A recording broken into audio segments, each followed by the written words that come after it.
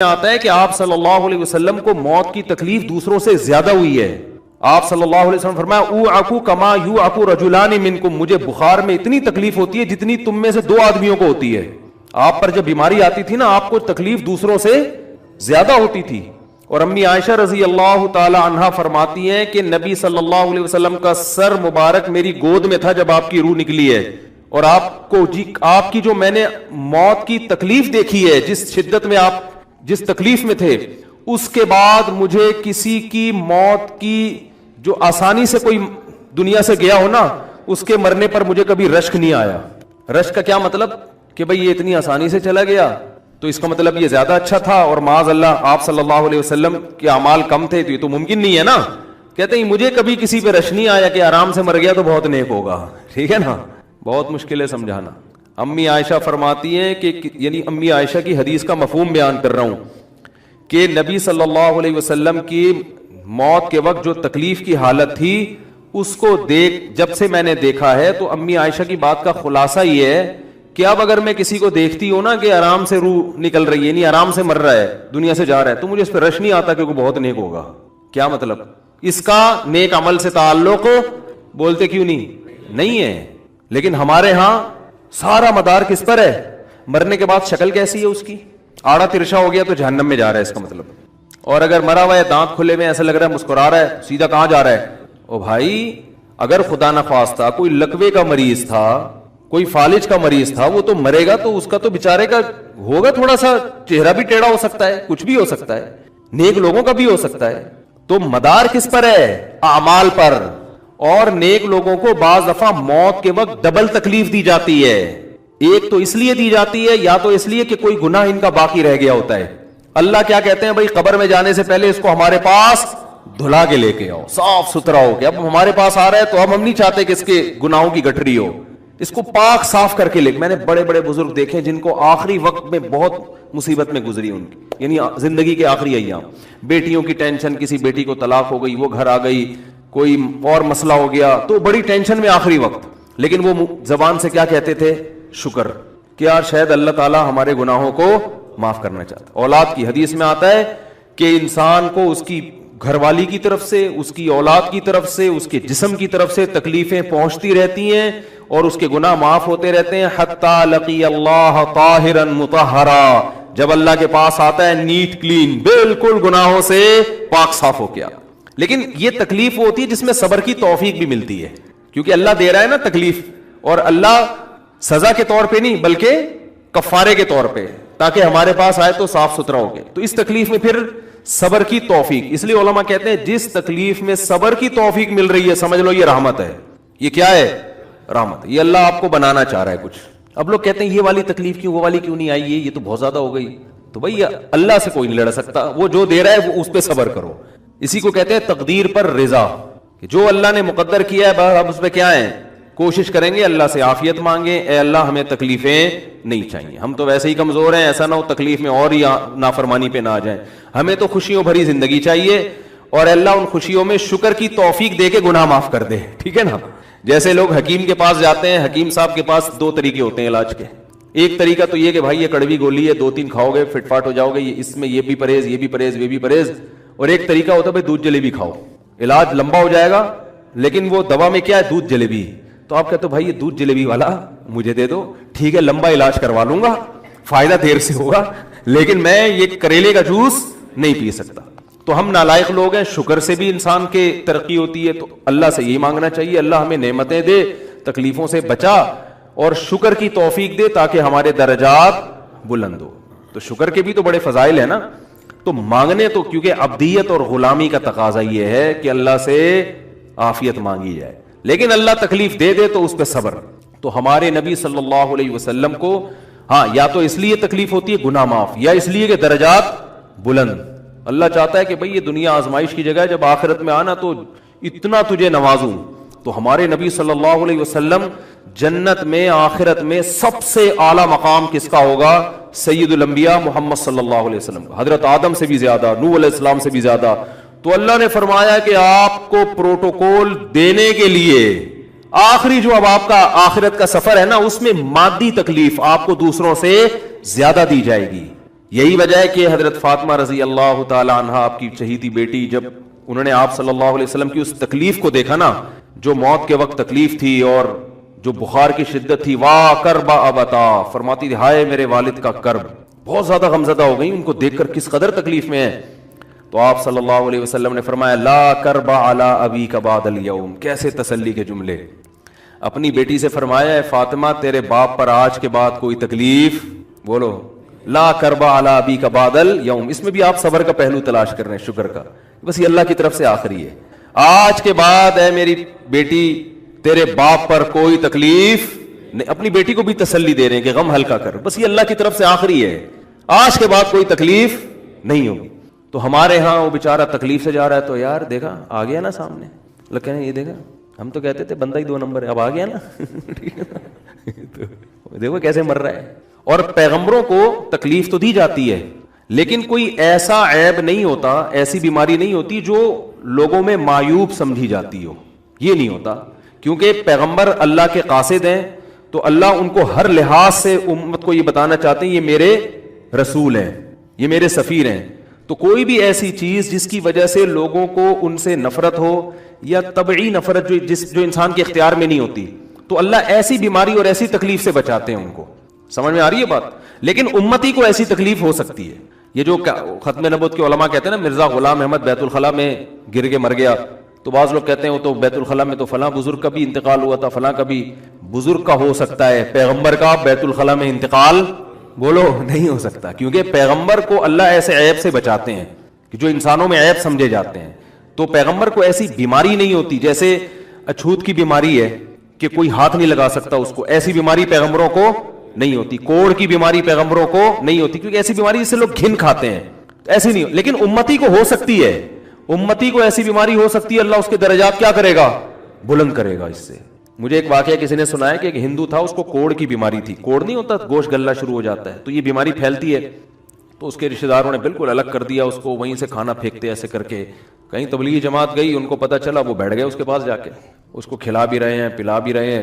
تو وہ بڑا متاثر ہوا، یار سب نے چھوڑ دیا اور مسلمان ہو کے، تبلیغ والا تو اکرام کا کوئی موقع الحمدللہ چھوڑتے نہیں ہیں. تو وہ مسلمان ہو گیا اور پھر اس کا انتقال ہو گیا تھوڑے دنوں میں. اب دیکھو اللہ نے جو اس کو کوڑ کی بیماری میں ڈالا، یہ بیماری اس کے لیے رحمت بن گئی کہ نہیں بن گئی. تو کفر کی حالت میں کوئی اچھا کام کیا ہوگا اس نے، اس کے بدلے میں اللہ نے اس کو کیا دے دیا، کوڑ کی بیماری. اب دنیا کہے گی یار عام کافر جو اچھے کام نہیں کرتے وہ تو فٹ فاٹ گھوم رہے ہیں، اور یہ تھوڑا بہت خیال کرتا تھا، اس کو اللہ نے کیا دے دیا.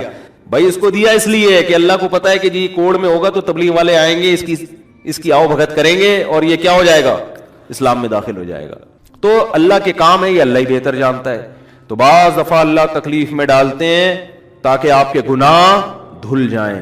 تو اس لیے موت کی جو تکلیف ہے نا، اچھا اور عین ممکن ہے کوئی بہت بڑا بدماش ہو، بڑے آرام سے مر جائے وہ، اور مرنے کے بعد ایسی خوبصورت اسکن ہو جائے اس کی، کیونکہ اسکن کی اچھے یا برے ہونے کا تعلق موسم سے ہے، جینے، ٹھیک ہے نا.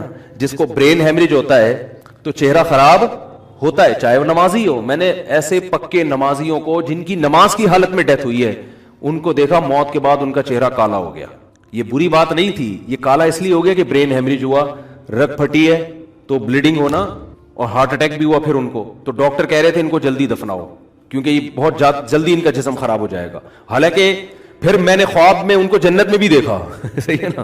تو خام خمانہ لوگوں نے یہ چیزیں بنائی ہوئی. تبھی میت کو چھپانے کا حکم ہے، کیونکہ اکرام کرنا ہے نا، تو چہرہ مرنے کے بعد بگڑنا شروع ہوتا ہے. یہ ہر ایک کا ہوگا، چاہے نیک ہو چاہے برا. تبھی تو حکم ہے کہ اس کو جلدی دفن کرو، کیونکہ اس کی توہین ہے اب لوگوں کے سامنے رکھنا. اور ہمارے کیا ہو رہا ہے، باقاعدہ مردوں کے ساتھ سیلفیاں چل رہی ہیں، ناک میں روئیاں ٹھوسی ہوئی ہیں اور ویڈیو بن رہی ہے اور زیارت ہو رہی ہے، لائن لگ لگ کے پبلک دیکھ کے جا رہی ہے. کیا جاہلانہ رسم ہے یار، کیا جاہلانہ. میت میں اور دلہن میں فرق ہونا چاہیے. دلہن کی منہ دکھائی ہوتی ہے، وہ محلے پڑوس کی عورتیں آتی ہیں، بھائی دلہن آئی ہے بیوٹی پارلر سر کے دیکھ رہی ہیں، تو مردے اور دلہن میں اتنا تو فرق کرو، مردے کی بھی رونمائی ہو رہی ہے. تو یہ غلط رسم ہے. انتقال ہو گیا فوراً چہرے پہ کپڑا. ہاں جو اس کے بہت قریبی لوگ ہیں، قریبی لوگ ایسا ہوتے ہیں کہ اگر وہ بدبو آ بھی رہی ہو، چہرہ بگڑ بھی جائے، ان کو نفرت نہیں ہوتی. بیٹے کو اپنے باپ سے نفرت نہیں ہوگی، چاہے جیسا بھی ہو، چہرہ جیسا بھی بگڑ جائے. وہ کہے گا یار میرا اس کا رشتہ خوبصورتی کی بیس پہ تھوڑی ہے. لیکن اجنبی لوگ جب اس کو دیکھیں گے تو چہرے کے بارے میں تبصرے بھی کریں گے اور ایک صاحب کا انتقال ہوا, میں نے کہا جلدی دفناؤ, چہرہ نہ دکھاؤ. تو انہوں نے کہا لوگ کہیں گے یار لگتا ہے کوئی چہرہ بگڑ گیا اس لیے چھپا رہے ہیں. میں نے کہا اب تو اور چھپانا چاہیے, اس لیے کہ جس کا بگڑ جائے اس کو تو چھپائیں گے تو پھر لوگ یقیناً کہیں گے بگڑا ہوا چہرہ ہے. تو اس رسم ہی کو ختم کر دینا چاہیے. انتقال ہوا فوراً چہرے پہ کپڑا, ہاں بیوی دیکھ سکتی ہے اپنے شوہر کو, یا بیٹے ہیں, یا اس طرح جو بھائی بہن ہیں قریبی وہ دیکھ لیں, باقی پبلک سے چھپا کے اس کو فوراً کیا کرو, دفن. اب تو قبر میں جا کے بھی دکھا رہے ہوتے ہیں. یہ اجمیوں کی گندی رسم ہے, بری رسم ہے. گندی کا لفظ میں نے تھوڑا سا زیادہ سخت استعمال کیا, لیکن مجھے اس سے زیادہ ہلکا لگ نہیں رہا کوئی لفظ. عرب میں ایسا نہیں ہوتا. سعودی عرب میں جو ہے نا, عرب لوگ بہت سی چیزوں میں ابھی بھی اسلام کے بہت قریب ہیں, بڑے خاندان. ہم لوگ چونکہ ہندوؤں کے ساتھ زیادہ رہے ہیں نا انڈیا میں, تو بہت سی چیزیں ہم نے وہاں سے کیا لی ہیں جو مذہبی لوگوں میں بھی آئی ہیں. عرب میں یہ سسٹم نہیں ملے گا آپ کو. عرب میں جب تک زندہ ہے احترام, ادب, تمیز. انتقال ہو گیا فوراً سے پہلے دفنایا, قبر پہ تختی بھی نہیں لگاتے. وہ جائز ہے تختی لگانا, لیکن وہ بھی نہیں لگاتے. کہہ رہے ہیں اب اس کو تختیوں کی ضرورت نہیں ہے, اب دعاؤں کی ضرورت ہے. دعائیں ہوتی رہتی ہیں ابا کے لیے, صدقات و خیرات کرتے ہیں, ایسا صدقے کرتے ہیں عرب کہ آپ کی سوچ ہوگی. ایسی سخاوت ہے عربوں میں, اپنے ابا کے لیے, اپنی اماں کے لیے دعائیں کرتے ہیں. وہ میں نے بتایا نا ایک واقعہ میں نے بہت پہلے سنایا تھا, جدہ میں کسی کے ہاں ٹھہرا ہوا تھا سعودی عرب میں, پاکستانی تھے وہ کسی عرب کے ساتھ 30 سال سے ملازمت کر رہے تھے. عربوں کا نا آپ کو ایک پہلو دکھایا جاتا ہے میڈیا پہ, جو اچھا پہلو ہے وہ نہیں دکھایا جاتا, جو اسلام کی وجہ سے ان میں خوبیاں ہیں وہ نہیں دکھایا جاتا. تو ایک عرب شیخ تھا جس کی ہاں یہ ملازم. دوسرا عرب کا جو اصل کلچر آپ کو ملے گا گاؤں دیہاتوں میں, شہروں میں تو پتہ نہیں کون کون آگے آباد ہوا ہے, اس میں اچھے بھی ہیں برے بھی ہیں. کہہ رہے میں نے دیکھا کہ وہ ایک عرب شیخ اپنی فیکٹری سے نکلا, میں تو ایک بھکاری آیا, اس نے اللہ کے نام پہ کچھ مانگا. اس کے پاس پتہ نہیں تنخواہ بانٹنے نکل رہا تھا کیا نکل رہا تھا, اس کے پاس بہت سارے پیسے تھے ریال, تو اس نے اس کو بھکاری کو دے دیے. بھکاری کو جیسے ہی دیے, بھکاری نے, اچھا یہ عرب بھی 80 سال کا بڈھا, تو اس بھکاری نے اس کے عربی کے ماں باپ کو دعائیں دینا شروع کر دی دل سے نا. وہ پاکستانی تھا, وہ بڑا ڈیڑھ ہوشیار, دعائیں دی, اللہ کرے تمہارے ابا کی مغفرت ہو جائے, اللہ کرے. تو وہ عرب کو اتنا اچھا لگا, اس نے اور دے دیا. پھر وہ شروع ہو گیا, تو اللہ کرے تمہارے ابا وہ پھر اور دے دی. کہہ رہے اتنے پیسے اس بھکاری کو دے دیے. میں نے کہا یار یہ تو لاکھوں پتی بن گیا ہے, سارے پیسے ختم ہو گئے اس کے پاس, اور وہ گھنا دعائیں دیتا جا رہا ہے. وہ جو گھنا تھا نا وہ کیا کر رہا ہے, وہ بھی گھنا بن کے طبیعت سے دعائیں دے رہا ہے. وہ رونا بھی آ جاتا ہے پاکستانیوں کو, آپ کو پتا ہے. تو کہہ رہے وہ چلا گیا, پیسے ختم ہو گئے. اس عربی نے کہا اگر یہ میرے پاس اور بھی پیسے ہوتے نا, یہ دعائیں دیتا رہتا میں پیسے. بعض ایسے جذبات ہو جاتے ہیں نا انسان کے کہ اس کو لگتا ہے کہ شاید یہ دعا قبول ہو رہی ہے, بعض دفعہ ایسی کیفیات آ جاتی ہیں انسان کے اوپر. تو وہ پاکستانی تھے جنہوں نے مجھے واقعہ سنا, کہہ رہے ہیں یار ان کے اندر کوئی ان کے قریب رہے نا تو بعض چیزیں ان میں بڑی خاندانی. عربوں میں ماں باپ کا بہت احترام ہے, بہت. جتنے کسٹمر کے ساتھ بدتمیز ہوتے ہیں نا, باپ اور ماں کے ساتھ اتنے ہی اچھا سلوک کرتے ہیں. ایسا نہیں ہے جیسے زبان چلا دی اور یہ کر دیا. باپ بیٹھا ہوگا سب چپ کر کے آرام سے بیٹھے ہوں گے کہ باپ یہ بول بیٹا رہا ہے. ہمارے یہاں بیٹا باپ لگ, میں تو لوگوں سے پوچھتا ہوں یہ پہلے کیوں, کہ مجھے ایسا لگ رہا ہے آپ کا بچہ آپ سے پہلے پیدا ہو گیا, یعنی وہ باپ بنا ہوا ہوتا ہے. ٹھیک ہے نا, باتیں ایسے کر رہا ہوتا ہے کہ جو بیٹا ہے وہ باپ لگ رہا ہے, جو باپ ہے وہ بیٹا لگ رہا ہے. تو خیر کہاں سے کہاں بات چلی گئی, کیا بات کر رہا تھا. ارے یار یہ تو موضوع کو کوئی پکڑ کے رکھے, یہ بہت بڑی جاہل پیر کی بات تو میں نے شروع کی تھی, شیطان ہوا وغیرہ سب ہو گیا. ہاں یہ بات چل رہی تھی کہ موت کی تکلیف اگر کسی کو ہوتی ہے, میں یہ بتا رہا تھا کہ اسلام کی باتیں اللاجیکل بات اسلام نہیں کرتا. ہاں مذہبی لوگ بعض دفعہ ایسی باتیں کر کے لوگوں کو بیوقوف بنا دیتے ہیں, قرآن کی آیتوں کی غلط تفسیر کر لیتے ہیں کہ بھئی وہ اتنی تکلیف سے مرا اس کا مطلب وہ جہنم میں جائے گا, وہ نیک آرام سے مر گیا. تو قرآن و سنت سے ملتا ہے کہ نیک لوگوں کو موت کی تکلیف بہت دفعہ ہوتی ہے, زیادہ بہت دفعہ نہیں بھی ہوتی. اب یہ نہیں کہ کوئی آرام سے مر گیا تو آپ کہیں سیدھا جہنم میں گیا, اس کو تو تکلیف ہی نہیں ہوئی, یہ بھی ضروری نہیں ہے. ٹھیک ہے, اس کو بولے یہ اللہ کی رحمت ہے, اچھا گمان رکھنا چاہیے نا کہ بھئی یہ اللہ نے پہلے ہی دھلا دیا اس کو. تو یہ جو موت کی تکلیف جس کو قرآن میں آتا ہے نا کہ برے لوگوں کو موت کی تکلیف ہوتی ہے, وہ روح نکلنے کی ہے, کہ جب عالم برزخ کی طرف روح جاتی ہے اور اس کو برزخ کی چیزیں نظر آنا شروع ہوتی ہیں تو پھر روح چاہتی نہیں ہے کہ میں جسم سے جدا ہوں, لیکن فرشتے اس کو کھینچ کے نکالتے ہیں. تو یہ عالم برزخ کی چیز ہے, اس کا اس مادی زندگی سے تعلق نہیں ہے. مادی زندگی میں تو کسی کے یہاں گولی مارو گے نا, ٹھا کر کے گئی نکل گئی مر گیا, اور کسی کو کیما بنا کے مارو گے تڑپا تڑپا کے تو تڑپ تڑپ کے مرے گا وہ. مادی زندگی میں کسی کو آگ میں پھینکو گے تو جل کے مرے گا, چاہے نیک آدمی ہو, اور کسی کی گردن اڑاؤ گے تلوار سے تو 1 منٹ میں کیا ہو گیا, ختم. لیکن جو اس کی روح نکل رہی ہے, خدا کے پاس جا رہی ہے, وہ منظر نافرمان کا بہت ہی بھیانک ہوتا ہے, اور نیک آدمی کی روح ایسے پرواز کرتی ہے, وہ اس کی تکلیف ہے. اور اس پہ میں ایک واقعہ بھی سنا چکا ہوں, دوبارہ نہیں سناؤں گا, کہ کیسے دنیا میں بھی اس کے مشاہدات ہوئے ہیں لوگوں کو, کہ کیسے ان کو آخرت کی چیزیں نظر آنا شروع ہو گئی, اور وہ باتیں کر رہے ہیں, باقاعدہ بتا رہے ہیں فروح و ریحان و جنت نعیم, جو قرآن میں آتا ہے نا, فرشتے آتے ہیں اور اس کی روح قبض کرتے ہیں, تو وہ بعض دفعہ اللہ دنیا میں بھی دکھا دیتے ہیں. تو بات یہاں سے شروع ہوئی تھی, اذان کی بات میں نے شروع کی تھی, پھر وہ لاجک کی بات پتہ نہیں کہاں سے آئی, وہ میں بھول ہی گیا. تو اس جھوٹی نبوت کے دعوے دار کو نا اذان کی آواز آئی. حضرت مفتی تقی عثمانی صاحب دامت برکاتہم سے یہ واقعہ میں نے براہ راست سنا ہے, کہ ایک آدمی پچھلی زمانے میں نا, صدیوں پہلے کسی نے جھوٹی نبوت کا دعویٰ کیا. تو آپ کو پتا ہے ہر جھوٹے کے ساتھ 8-10 چمچے مل جاتے ہیں, تو اس کے ساتھ ایک چمچہ ہو گیا. تو جھوٹی نبوت کا دعویٰ کیا, اور پھر یہ لوگ سفر کر کے کہیں جا رہے تھے, تو کوئی ایسے سردیوں کا علاقہ تھا, ایسے ٹھنڈے جگہ پہ پہنچے جہاں بہت برفانی ٹھنڈ اور ہوا کے جھونکے, جیسے سردیوں میں ہوائیں جن علاقوں میں چلتی ہیں بہت کڑاکے دار سردی ہوتی ہے. تو اس جھوٹی نبوت کے دعوے دار کو نا اذان کی آواز آئی, اور اس اذان میں مؤذن کے الفاظ تھے اشہد ان محمد رسول اللہ, میں گواہی دیتا ہوں کہ محمد اللہ کے رسول ہے صلی اللہ علیہ وسلم. تو اس نے کہا کہ یار یہ آواز کہاں سے آ رہی ہے, اپنے چیلے سے کہا. اس نے کہا اپنے جو بھی مرشد, اس کا جو بھی پیر کذاب, اس سے کہا وہ دیکھ مینار پہ مؤذن چڑھا ہوا ہے, اندھیرے میں اتنی سخت سرد ہواؤں میں وہاں چڑھا ہوا ہے, اور کیا کہہ رہے اشہد ان محمد رسول اللہ. اس وقت جب سب سو رہے ہیں, اس نے کہا یار ہم نے جو نبوت کا دعویٰ کیا نا واپس لے لیتے ہیں ٹھیک ہے نا, ہم نے جو دعویٰ کیا نا نبوت کا, بہتر ہے کہ ہم اس سے کیا کر لیں, رجوع کر لیں, کیونکہ یہ پروٹوکول کسی سچے نبی کو تو مل سکتا ہے کہ رات کے آخری حصے میں عرب سے اتنا دور اندھیرے میں اٹھ کے سردیوں میں ایک آدمی کھڑے ہو کر محمد صلی اللہ علیہ وسلم کی نبوت کی شہادت دے رہا ہے. تو یہ عزت اور مقام کسی سچے نبی کو مل سکتا ہے, ہماری دکان چلنے والی نہیں ہے. عقل مند تھا, رجوع کر لیا اس نے. اور یہ رجوع الحمدللہ آج بھی سعودی عرب میں لوگ کر لیتے ہیں. پاکستان میں ایک شخص نے امام مہدی کا دعویٰ کیا, تو یہاں تو آپ کو پتا ہے امام مہدی کا بھی دعویٰ چلتا ہے, نبوت کے بھی چل جاتے ہیں, کچھ بھی چلاؤ کچھ لوگ اکٹھے ہو جائیں گے آپ کے گرد. تو وہ جب سعودی عرب گیا نا, وہ تو حکومت سعودیہ کو پتا چل گیا, حکومت سعودیہ نے گردن اڑانے کا حکم دیا اس کا نا, وہاں تو فوراً پکڑائی میں آؤ. ہمارے حضرت یہ واقعہ سنایا کرتے تھے, بہت پرانا واقعہ ہے. تو کسی طرح وہ بھاگ کر آ گیا, تب لوگ اس کے پاس جا رہے ہیں, سنا آپ امام مہدی ہیں, کہہ رہے ہیں میں نے رجوع کر لیا ہے. حالانکہ امام مہدی سے تھوڑی رجوع ہوتا ہے, تو مسئلے سے تو رجوع ہوتا ہے, لیکن اس نے کہا الحمدللہ ہم نے کیا کر لیا ہے, رجوع کر لیا. تو ہمارے حضرت اس بارے میں بڑی تعریف کرتے تھے اس معاملے میں, کہ وہاں آپ کو وہاں اس طرح کی دکانیں نظر نہیں آئیں گی, جادوگر بھی نہیں نظر آئیں گے آپ کو سعودی عرب میں. خیر, تو اللہ کو یہ آواز بہت زیادہ پسند ہے, اور شیطان کو یہ آواز بہت بری لگتی ہے, بہت بری لگتی ہے. تو یہ کیوں پسند ہے؟ اس لیے کہ یہ اللہ کی کبریائی کو 5 وقت اللہ کی کبریائی بیان ہوتی ہے.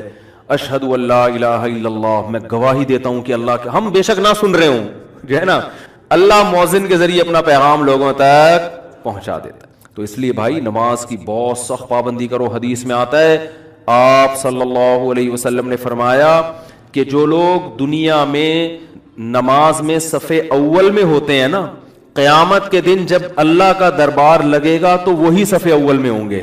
دیکھو میں تو نالائق سا آدمی ہوں, ٹوٹی پھوٹی شہرت مل گئی, ٹوٹی پھوٹی, تو کوئی عقیدت مند ملنے کے لیے آتا ہے نا دور سے, تو میں دیکھتا ہوں اس کے چہرے پر ایسے خوشی کے آثار, یار جیسے عقیدت میں مرا جا رہا ہے, اور ایسا مل کے خوش ہو رہا ہے. جو کوئی دور دراز سے آئے بیچارہ, تو وہ بڑا خوش ہو رہا ہوتا ہے کہ یار حضرت سے ملاقات ہو گئی. اور جو عقیدت مند لوگ ہیں ایسے بھی ہیں جو کہہ رہے ہیں پتہ نہیں کیوں ہو گئی ملاقات ان سے, ان کو شادیوں کے علاوہ آتا کیا ہے. تو ہر طرح کی چیز چل رہی ہے مارکیٹ میں. تو کلپ میں اچھا یوٹیوب پہ نیگیٹو کمنٹ سے فائدہ بہت ہوتا ہے, انسان چوڑے میں نہیں آتا الحمدللہ. اپنی اصلاح کے لیے کسی پیر و مرشد کو رکھنے کی ضرورت نہیں. ایک کمنٹ ہوگا بڑا پازیٹو, ابے یہ مفتی صاحب کے بیانات نے میری زندگی بدل, یہ آدمی کہیں مجھے مل جائے میں اس کا ماتھا چوموں گا. آدمی چوڑے میں آنے لگتا ہے نا, ٹھیک ہے نا, کہ یار ہم تو بڑے پنڈت. اگلا کمنٹ ہوگا, آدمی کہتے ہیں کانوں کو ہاتھ لگاؤ یار. تو میں اکثر کمنٹ پڑھتا ضرور ہوں, شاید سرسری پڑھوں لیکن میں پڑھتا ضرور ہوں. اس سے انسان کو اپنی اوقات پتہ چلتی رہتی ہے. ایسے بھی کمنٹ آ رہے ہوتے ہیں, تو لوگ ہیں کچھ بھی تو میں سوچتا ہوں کہ ہم جیسے نالائق لوگوں سے جب کوئی ملتا ہے ایسے عقیدت میں اتنا خوش, جب اللہ کا دربار لگے گا اور اللہ سے ملاقات ہوگی اور اللہ کی محفل ہوگی, تو جو اگلی صف میں ہوں گے ان کی خوشی کا عالم کیا ہوگا. تو اللہ کہے گا, کیونکہ وہ تو عمل کا بدلہ ہے نا, اللہ کہے گا جو آخری صف میں ہوتے تھے وہ وہاں بیٹھے جا کے, ٹھیک ہے نا. وہ کیونکہ جب جنہوں نے مجھے دنیا میں دیکھا نہیں تھا نا, اور میری دعوت پر پہلے مسجد میں آگے بیٹھ جایا کرتے تھے, حالانکہ انہوں نے مجھے دیکھا نہیں تھا, تو آج جب تم لوگوں نے دیکھ لیا, مجھے یقین آ گیا, تو آج ان کو میں پروٹوکول دوں گا جو آخری صف میں ہوں گے وہ آخر میں. اور جب لوگ اللہ کے سامنے سجدہ کریں گے, اللہ جب اپنی تجلی ظاہر کرے گا, تو جو نماز پڑھنے نہیں آتے, قرآن کیا کہہ رہے, ان کو میں محروم کر دوں گا. اور ان کو پھر میں بتاؤں گا کہ میری طرف سے جب ندا لگائی جاتی تھی نا, حی علی الصلاۃ, آؤ نماز کی طرف, تم سمجھتے تھے مؤذن بلا رہا ہے, مؤذن تھوڑی ہو, تو میں بلا رہا ہوتا تھا. تو میری طرف سے جب ندا لگائی جاتی تھی, تم صحیح سالم ہوتے تھے, گھر میں پڑے رہتے تھے. تو آج بھی تمہیں میری زیارت کی اجازت نہیں ہے, کیونکہ وہ تو عمل کا بدلہ ہے بھائی. دنیا میں تو سب کے لیے حکم برابر ہے, آخرت میں تھوڑی ہوگا. اگر آخرت میں اللہ بے نمازی ہو گئے, تم آگے آ جاؤ, تو نمازیوں کو تکلیف ہوگی کہ نہیں ہوگی؟ اللہ آج تو سب نے دیکھ لیا. اور حدیث میں آتا ہے اللہ کا دیدار اتنا لذیذ ہوگا, اتنا اس میں لذت ہوگی کہ جنت کی ہر نعمت کو بھول جائیں گے لوگ. ابھی ہم نے دیکھا نہیں ہے نا, اس لیے ہماری سمجھ میں نہیں آ رہا. امام شافعی رحمہ اللہ تعالیٰ فرماتے ہیں کہ اگر نافرمان کو صرف یہ عذاب دیا جاتا نا کہ جس دن اللہ کی زیارت ہوگی وہ اس زیارت سے محروم ہوں گے, تو فرماتے ہیں کہ جہنم کا عذاب نہ بھی ہوتا تو یہ عذاب کافی تھا ان کے لیے. کیونکہ امام شافعی تو کے دل میں تو اللہ کی معرفت تھی نا, وہ تو جانتے تھے کیا ہوگا. کہتے ہیں یہی عذاب بہت بڑا ہے کہ انہم عن ربہم یومئذ لمحجوبون, کہ یہ لوگ اس دن اللہ کی زیارت سے محروم ہو جائیں گے. تو قیامت کے دن جب اللہ کا دربار لگے گا, یا جنت میں بھی اللہ کی زیارت ہوا کرے گی, تو آپ نے فرمایا کہ اللہ کے قریب ترین وہ لوگ ہوں گے جو دنیا میں اللہ کے قریب ہوا کرتے تھے.